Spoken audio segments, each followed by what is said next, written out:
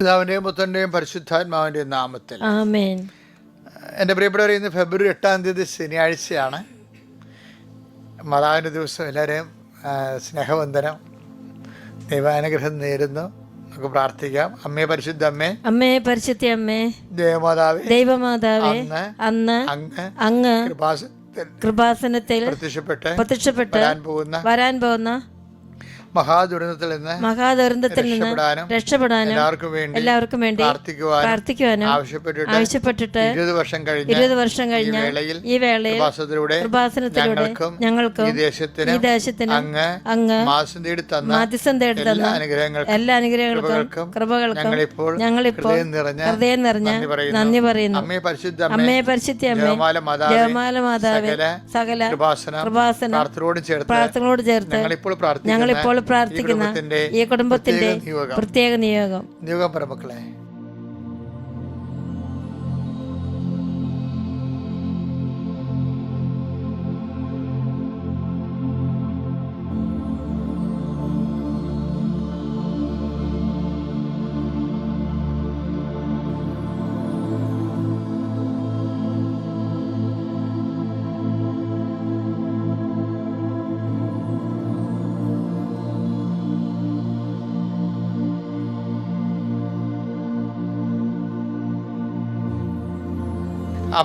അമ്മയുടെ പ്രത്യക്ഷീകരണത്തിന്റെ വേളയിൽ ഞങ്ങൾക്ക് കനിയണമേ. വിശ്വാസ പ്രമാണം. സർവശക്തനായ പിതാവും ആകാശത്തിന്റെയും ഭൂമിയുടെയും സൃഷ്ടാവുമായ ദൈവത്തിൽ ഞാൻ വിശ്വസിക്കുന്നു. അവിടുത്തെ ഏകപുത്രനും ഞങ്ങളുടെ കർത്താവുമായ ഈശോമിശിഹായിലും ഞാൻ വിശ്വസിക്കുന്നു. ഈ പുത്രൻ പരിശുദ്ധാത്മാവിനാൽ ഗർഭസ്ഥനായി കന്യകാമറിയത്തിൽ നിന്ന് പിറന്ന് പൊന്തിയോസ് പീലാത്തോസിന്റെ കാലത്ത് പീഡകൾ സഹിച്ച് കുരിശിൽ തറയ്ക്കപ്പെട്ട് മരിച്ച് അടക്കപ്പെട്ട് പാതാളങ്ങളിൽ ഇറങ്ങി മരിച്ചവരുടെ ഇടയിൽ നിന്ന് 3-ാം നാൾ ഉയർത്ത് സ്വർഗത്തിലേക്ക് എഴുന്നള്ളി സർവശക്തിയുള്ള പിതാവായ ദൈവത്തിന്റെ വലതുഭാഗത്തിരിക്കുന്നു. അവിടെ നിന്ന് ജീവിക്കുന്നവരെയും മരിച്ചവരെയും വിധിക്കുവാൻ വരുമെന്നും ഞാൻ വിശ്വസിക്കുന്നു. പരിശുദ്ധാത്മാവിലും ഞാൻ വിശ്വസിക്കുന്നു. വിശുദ്ധ കത്തോലിക്കാ സഭയിലും പുണ്യവാന്മാരുടെ ഐക്യത്തിലും പാപങ്ങളുടെ മോചനത്തിലും ശരീരത്തിന്റെ ഉയർപ്പിലും നിത്യമായ ജീവിതത്തിലും ഞാൻ വിശ്വസിക്കുന്നു. ആമേൻ. സ്വർഗ്ഗസ്ഥനായ ഞങ്ങളുടെ പിതാവേ, അങ്ങയുടെ നാമം പൂജിതമാകണമേ. അങ്ങയുടെ രാജ്യം വരണമേ. അങ്ങയുടെ തിരുമനസ് സ്വർഗത്തിലെ പോലെ ഭൂമിയിലും ആകണമേ. അന്നു വേണ്ടുന്ന ആഹാരം ഇന്ന് ഞങ്ങൾക്ക് തരണമേ. ഞങ്ങളോട് തെറ്റ് ചെയ്യുന്നവരോട് ഞങ്ങൾ ക്ഷമിക്കുന്നത് പോലെ ഞങ്ങളുടെ തെറ്റുകൾ ഞങ്ങളോടും ക്ഷമിക്കണമേ. ഞങ്ങളെ പ്രലോഭനത്തിൽ ഉൾപ്പെടുത്തരുതേ, തിന്മയിൽ ഞങ്ങൾ രക്ഷിക്കണമേ. ആമേൻ. നന്മ നിറഞ്ഞ മറിയമേ, സ്വസ്തി. കർത്താവ് അങ്ങയുടെ കൂടെ സ്ത്രീകളിൽ അങ്ങ് അനുഗ്രഹിക്കപ്പെട്ടവളാകുന്നു. അങ്ങയുടെ ഉദരത്തിൻ ഫലമായി ഈശോ അനുഗ്രഹിക്കപ്പെട്ടവനാകുന്നു.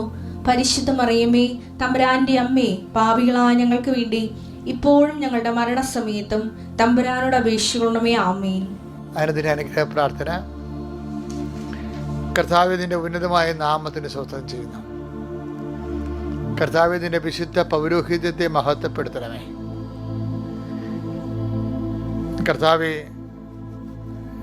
കർത്താവ് സഭയിലുള്ള സാന്നിധ്യം പ്രകടമാക്കണമേ. 39 വർഷം ഞാൻ അർപ്പിച്ച കുർബാനയുടെ യോഗ്യതയാണ്. കൃപാസന അൾത്താറെ ജീവനോടെ പ്രത്യക്ഷപ്പെട്ട പരിശുദ്ധ അമ്മയുടെ മാധ്യസ്ഥത്തിലെ അൾത്താറയിൽ നടന്ന 10,000-കണക്കിന് ആരാധന ശക്തിയാൽ പിതാവിൻ്റെയും പുത്രൻ്റെയും പരിശുദ്ധാത്മ നാമത്തിൽ ഞാൻ പ്രഭാതത്തിൽ മക്കളെ ആശീർവദിക്കുന്നു. കർത്താവ് കൃപാസനത്തിൻ്റെ ഉടമ്പടി എടുത്തവർ തലങ്ങും വിലങ്ങും ലോകം മുഴുവനും എല്ലാ ജില്ലകളിലും എല്ലാ രാജ്യങ്ങളിലും കർത്താവ് സുവിശേഷ വേല ചെയ്യുന്നുണ്ട്. അവർ കർത്താവിനെ അറിയാത്തത് അറിയിക്കുന്നുണ്ട്. 18 ഭാഷകളിലെ പത്രങ്ങൾ 18 രാജ്യങ്ങളിൽ കൊടുക്കുന്നുണ്ട്. അവിടെ സുവിശേഷ വേലകളോട് ചേർത്ത് വെച്ചുകൊണ്ട് അടിയൻ പ്രാർത്ഥിക്കുന്നു. എല്ലാ ധ്യാന കൃപാസനം ലോകം മുഴുവൻ നടന്നുകൊണ്ടിരിക്കുന്ന ധ്യാനങ്ങൾക്കെല്ലാം വേണ്ടി പ്രേക്ഷിത പ്രവർത്തനം ചെയ്യുന്ന ആയിരക്കണക്കിന് മനുഷ്യരുണ്ട്. അവിടെയെല്ലാം പ്രാർത്ഥനയും സൽപ്രവർത്തികളും ചേർത്ത് വെച്ചുകൊണ്ട് പ്രാർത്ഥിക്കുന്നു. കർത്താവെ, അതുപോലെ തന്നെ കർത്താവെ, അനേകം മക്കൾ രോഗികളുടെ ആശുപത്രികളിൽ പോയി താമസിച്ചുകൊണ്ട് രോഗികളെ ബൈസ്റ്റാൻഡായിട്ട് സൂക്ഷിക്കുന്നുണ്ട്. ഉടമ്പടി എടുത്തവരെ തങ്ങൾക്ക് സ്വന്തവും ബന്ധവും ഇല്ലാത്ത ആൾക്കാർ ഓൾഡ് ഏജ് ഹോമുകളിൽ പോയി അവിടെ തുണിയിലക്കി കൊടുക്കുകയും അവരെ കുളിപ്പിക്കുകയും ചെയ്യുന്നുണ്ട്. അങ്ങനെ വലിയ കനത്ത സുവിശേഷ വേല നടന്നുകൊണ്ടിരിക്കുന്ന അവരുടെ എല്ലാ സുവിശേഷ വേലകളും ചേർത്തുകൊണ്ട് ഞാൻ അങ്ങയുടെ മക്കൾക്ക് വേണ്ടി പ്രാർത്ഥിക്കുന്നു. ആരെല്ലാം ഈ ലോകത്ത് ഈ പ്രാർത്ഥന കേൾക്കുന്നുവോ, ആരെല്ലാം ഹൃദയവേദന അനുഭവിക്കുന്നുവോ, നിങ്ങൾ ഈ ജന്മത്തിൽ രക്ഷപ്പെടാൻ ഒരു മാർഗമില്ലെന്ന് ആരെങ്കിലും നിങ്ങൾ പറഞ്ഞിട്ടുണ്ടെങ്കിൽ ദൈവ പൈതലെ ഓർക്കുക, ഈ നിമിഷം മാതാവിൻ്റെ മധ്യസ്ഥത്തിൽ കർത്താവ് നിന്നെ വീണ്ടെടുക്കാൻ പോകുന്നു. നിൻ്റെ തിരുമുറുവാർന്ന് വലത് കർത്താവ് മക്കളെ ആശീർവദിക്കാൻ പ്രാർത്ഥിക്കുന്നു. അവിടെ ജീവിത മണ്ഡലങ്ങളിൽ ആരും ഞങ്ങൾക്കില്ല, തങ്ങൾക്കില്ല എന്ന് ചിന്തിക്കുന്നവരെ, ആരും ഞങ്ങൾക്കില്ല, വലിയ കൊടിയ ഭാരവും കൊടിയ വഴക്കുമായിട്ട് ഈ വീട് നരകമാണ് ചിന്തിക്കുന്നവരുടെ മേലെ കർത്താവിൻ്റെ വിശുദ്ധമായ രക്തം തളിക്കട്ടെ എന്ന് പ്രാർത്ഥിക്കുന്നു. എൻ്റെ കർത്താവിൻ്റെ വിശുദ്ധമായ രക്തം തളിച്ചുകൊണ്ട് നിൻ്റെ കഴിവിനേക്കാളുപരി സമാധാനം, നീ ഏത് ഭവനത്തിൽ പ്രവേശിച്ചാലും ആ ഭവനത്തിന് സമാധാനം ആശംസിക്കാൻ പറഞ്ഞ കർത്താവിൻ്റെ ആശ്വാസത്തിനും ആഹ്വാനത്തിനും അധികാരത്തിൻ്റെ അടിസ്ഥാനത്തിൽ ഞാൻ അങ്ങയുടെ മക്കൾക്ക് സമാധാനം ആശംസിക്കുന്നു. ദൈവത്തിൻ്റെ കട നിന്നെ ആവശ്യിക്കട്ടെ. നിൻ്റെ മക്കളെ ഞാൻ ആശീർവദിക്കുന്നു. നിൻ്റെ ഗർഭിണികളായ അമ്മമാരെ ആശീർവദിക്കുന്നു. ആശുപത്രി കിടക്കുന്ന രോഗികളെ ആശീർവദിക്കുന്നു.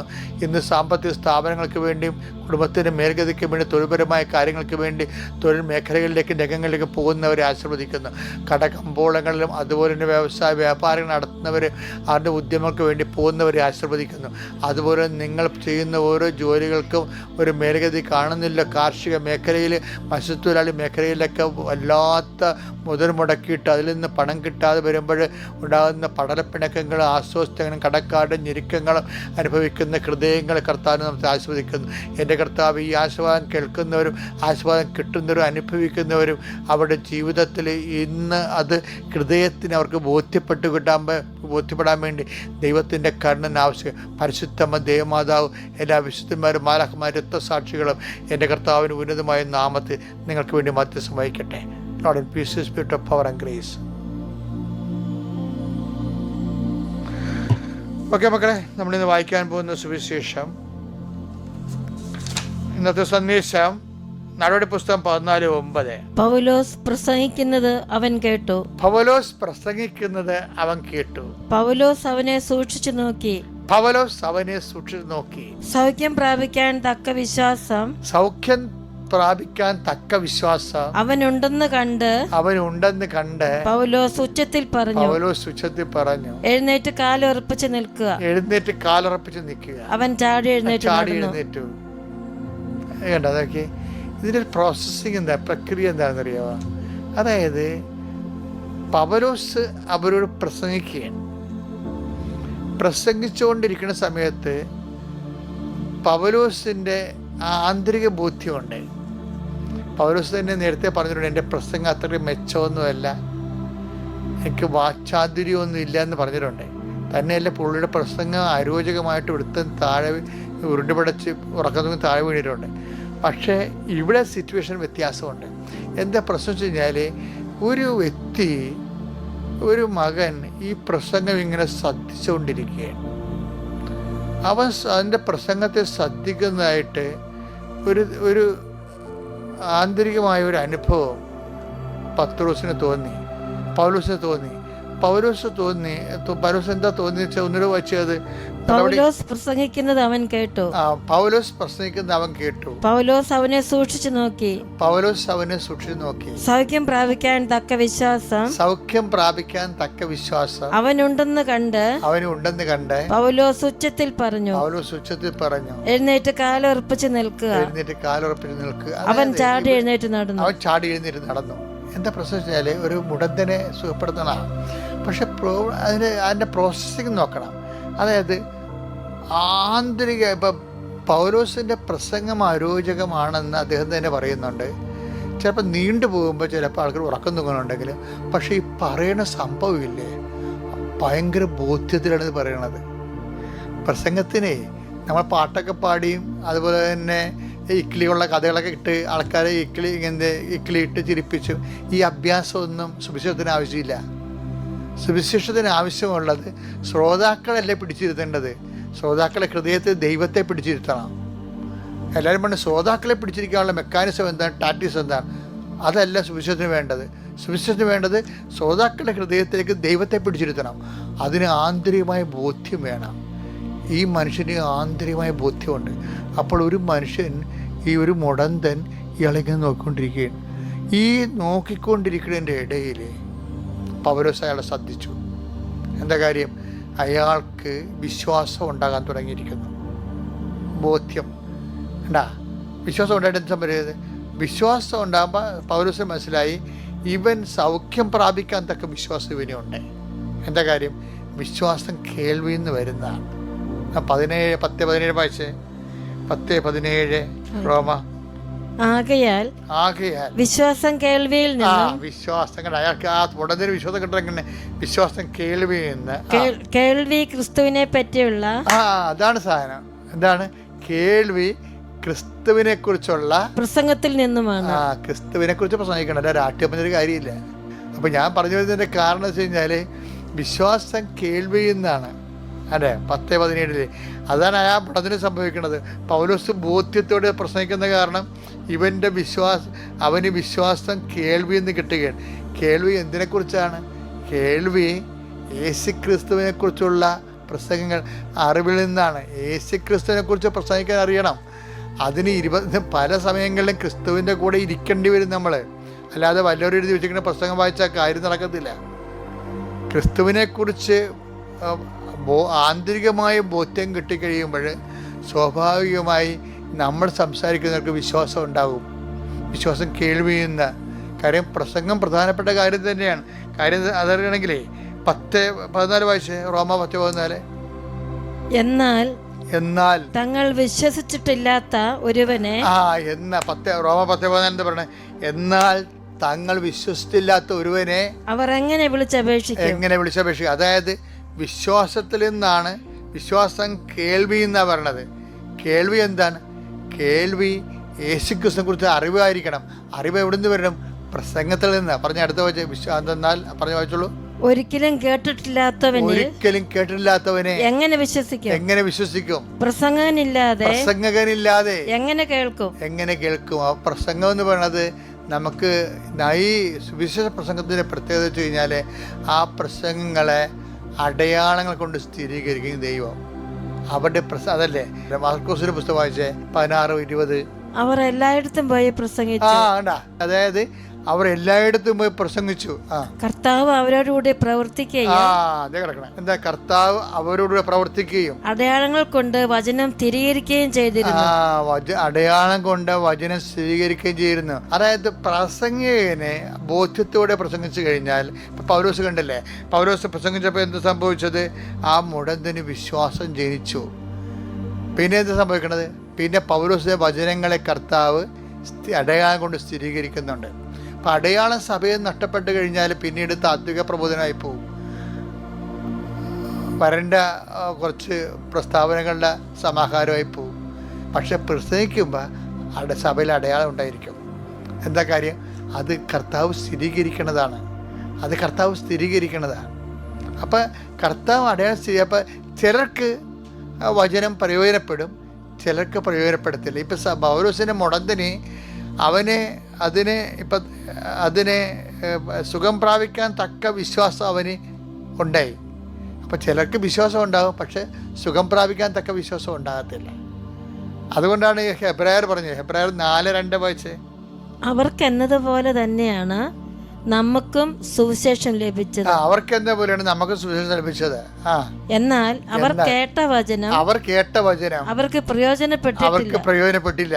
കാരണം അവർ അത് വിശ്വസിച്ചില്ല.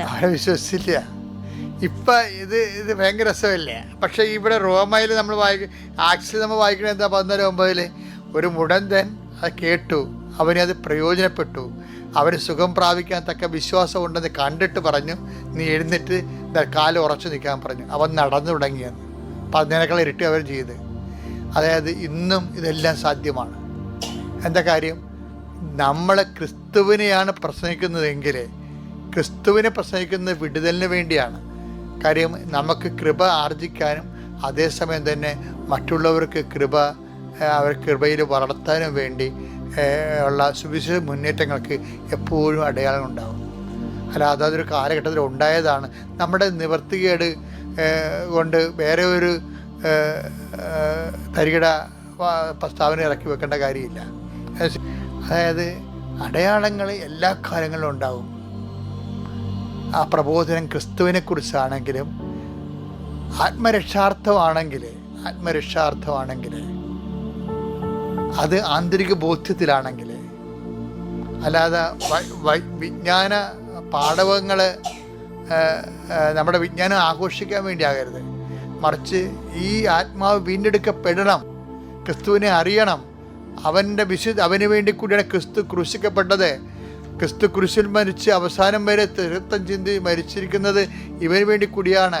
ഞാൻ ക്രിസ്തുവിനെ സ്നേഹിക്കുമ്പോൾ ക്രിസ്തുവിനെ അറിയാത്ത ഒരാൾ എൻ്റെ മുമ്പിൽ ഉണ്ടാവാൻ പാടില്ല എന്നുള്ള ആന്തരികമായ ആത്മതാവും ആത്മഭാരത്തിലാണ് ശരിക്കും പൗലോസ് പ്രസംഗിക്കുന്നത്. നമ്മളും ഇതുപോലെ സുവിശേഷ കൈമാറ്റം നടത്താൻ വേണ്ടി ആഗ്രഹിച്ചു കഴിയുമ്പോൾ നമ്മൾ പിന്നെ ചെയ്യണ ദൈവമായിരിക്കും നമ്മളിലൂടെ പ്രവർത്തിക്കുന്നത്. വലിയ സുവിശേഷ സാക്ഷികളായി ജീവിക്കാൻ നോക്കണം മക്കളെ. Praise the Lord.